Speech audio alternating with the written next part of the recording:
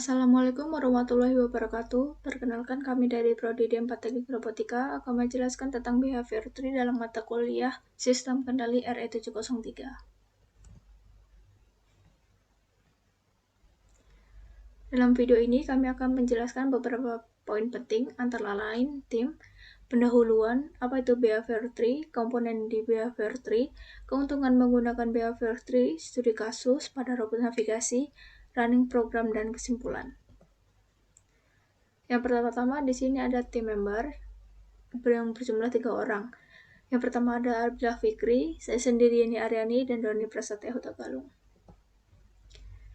Untuk pertama-tama kita akan menjelaskan tentang pendahuluannya. Robotika adalah cabang ilmu yang berkembang pesat, menggabungkan kecerdasan buatan, teknologi, sensor, dan sistem kontrol untuk menciptakan mesin yang dapat melakukan tugas-tugas tertentu secara mandiri. Dalam konteks ini, sistem kontrol memainkan peran sentral dan krusial dalam menentukan perilaku dan kinerja robot. Lalu, bagaimana bisa behavior tree menjadi sistem kontrol di bidang robotika? Untuk pertama-tama kita harus mengenal apa itu behavior tree. Behavior tree, biasa disebut dengan BT, adalah cara untuk menyusun peralihan di antara tugas-tugas yang berbeda dalam agen otonom, seperti robot atau entitas virtual dalam permainan komputer. Behavior tree sendiri menggunakan pengaturan perilaku yang digunakan untuk membuat robot dalam berinteraksi di lingkungannya dan menyelesaikan tugas-tugas tertentu. Behavior tree bekerja dengan mendefinisikan perilaku dalam hierarki tindakan dalam bentuk pohon, di mana setiap simpul atau node-nya mewakili suatu tindakan untuk keputusan yang harus diambil oleh robot tersebut. Berikut adalah komponen dari behavior tree. Yang pertama adalah node utama. Node utama atau root node adalah titik awal dari struktur pohon perilaku atau behavior tree. Node ini berperan sebagai pengendali utama yang mengatur eksekusi keseluruhan perilaku robot. Kedua ada node aksi. Node aksi atau action node dalam behavior tree mewakili tindakan konkret atau operasi yang harus dilakukan oleh robot. Ini adalah bagian dari pohon perilaku yang menjelaskan langkah-langkah spesifik yang diambil oleh robot untuk mencapai tujuan tertentu. Yang ketiga itu adalah node pilihan, ya sering disebut sebagai selector node, yang merupakan salah satu tipe node yang memungkinkan robot membuat keputusan berdasarkan kondisi tertentu atau logika yang diberikan. Dan yang keempat ada node seri atau sequence node, yaitu jenis node dalam behavior tree yang mengatur eksekusi berurutan dari anak-anaknya. Dengan kata lain, semua anak dari node seri dieksekusi satu persatu dalam urutan tertentu. Eksekusi dilakukan hanya jika anak saat ini berhasil diselesaikan. Oke, jadi terminologi dalam behavior tree ini ada jenis-jenis node yang membentuk behavior tree. Nah, behavior tree dieksekusi dalam langkah-langkah pembaruan diskrit yang dikenal sebagai tick. Ketika sebuah BT di tick, biasanya pada suatu tingkat tertentu, node anaknya atau child node secara berulang-ulang melakukan tick berdasarkan bagaimana pohon tersebut dibangun. Setelah sebuah node tick, node tersebut mengembalikan status ke induknya atau ke parentnya yang bisa berupa sukses, gagal, atau sedang berjalan, yaitu running. Nah, di sini ada node eksekusi dan node kontrol. Node kontrol ini adalah node internal yang mendefinisikan bagaimana cara berjalan di behavior tree berdasarkan status anak-anaknya. Yang penting dari sini yaitu anak-anak dari node kontrol dapat berupa node eksekusi dan node kontrol itu sendiri. Ada node sequence, fallback, dan paralel ini yang dapat memiliki sejumlah anak, tetapi dalam cara memproses anak-anak tersebut mereka berbeda. Dan yang terakhir itu node dekorator yang harus memiliki satu anak dan memodifikasi perilakunya dengan beberapa kebijakan yang ditentukan secara khusus. Yang selanjutnya itu node eksekusi atau execution node yang merupakan bagian dari behavior tree, dapat berupa node aksi atau kondisi. Satu-satunya perbedaannya itu adalah node kondisi hanya dapat mengembalikan sukses atau gagal dalam satu tick, sedangkan node aksi dapat menjangkau beberapa tick dan dapat mengembalikan running atau sedang berjalan hingga mencapai kondisi terminal. Nah, umumnya node kondisi mewakili pemeriksaan sederhana, misalnya contohnya itu apakah gripper terbuka. Sedangkan node aksi mewakili tindakan kompleks, misalnya buka pintu.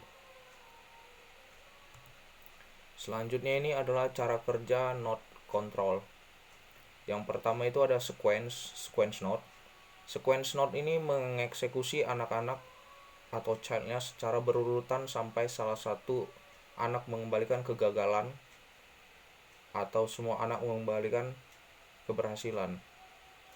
Yang kedua ada fallback node yang mengeksekusi anak-anak secara berurutan hingga salah satu dari mereka mengembalikan sukses atau semua anak mengembalikan gagal.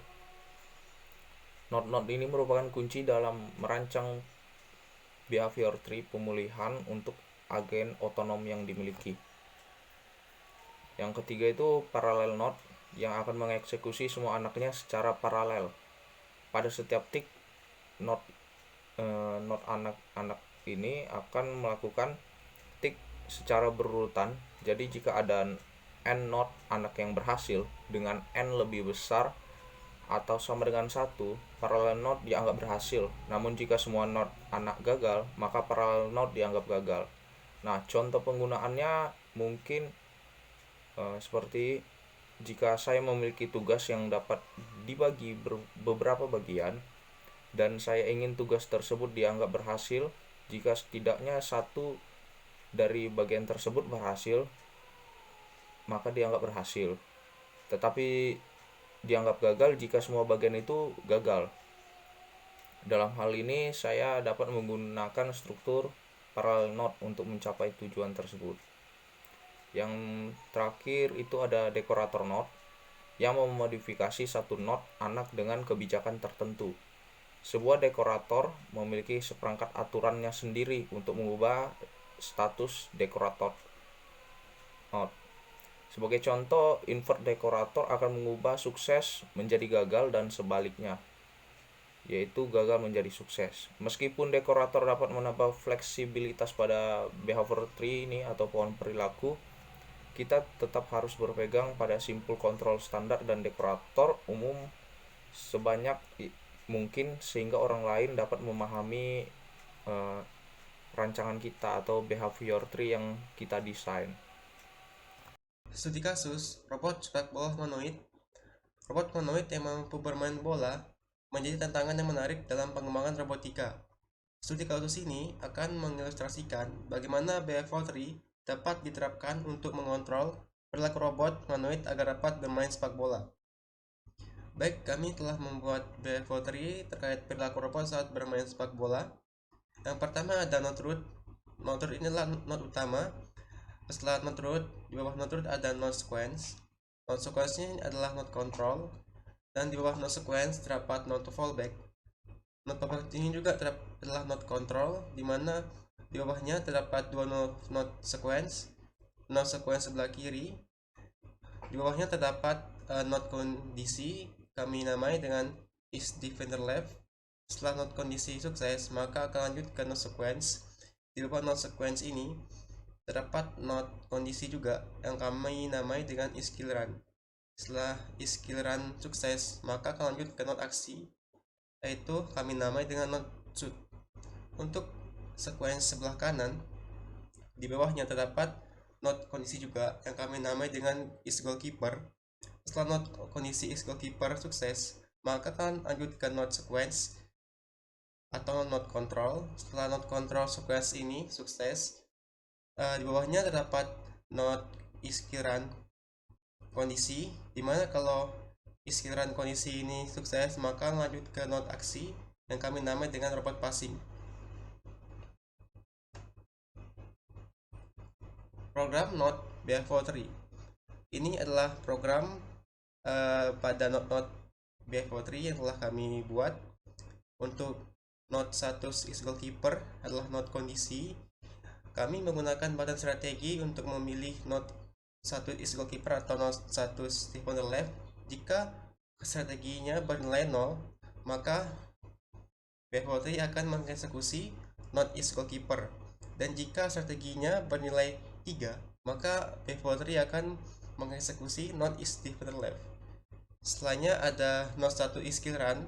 Ini juga merupakan node status kondisi, di mana node ini digunakan untuk robot siap-siap ke node aksi, dimana jika node is kill run nya sukses, maka lanjut ke node aksi yaitu node shoot, dimana node shoot ini adalah node untuk menjalankan perilaku robot seperti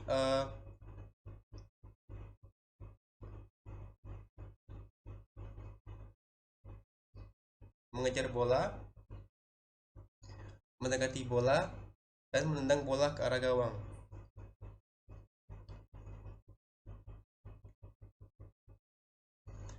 Keuntungan BF43 pada robot.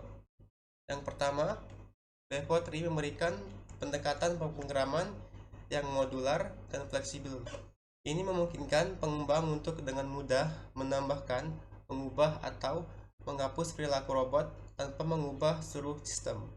Yang kedua, memungkinkan penanganan tugas-tugas yang kompleks dengan cara yang terorganisir. Dengan menggunakan node seri, pilihan, dan dekorator, BF43 memungkinkan robot mengatasi tugas-tugas yang melibatkan banyak langkah atau keputusan. Dan yang ketiga, memberikan struktur yang terorganisir dan struktur dalam mendefinisikan perilaku robot.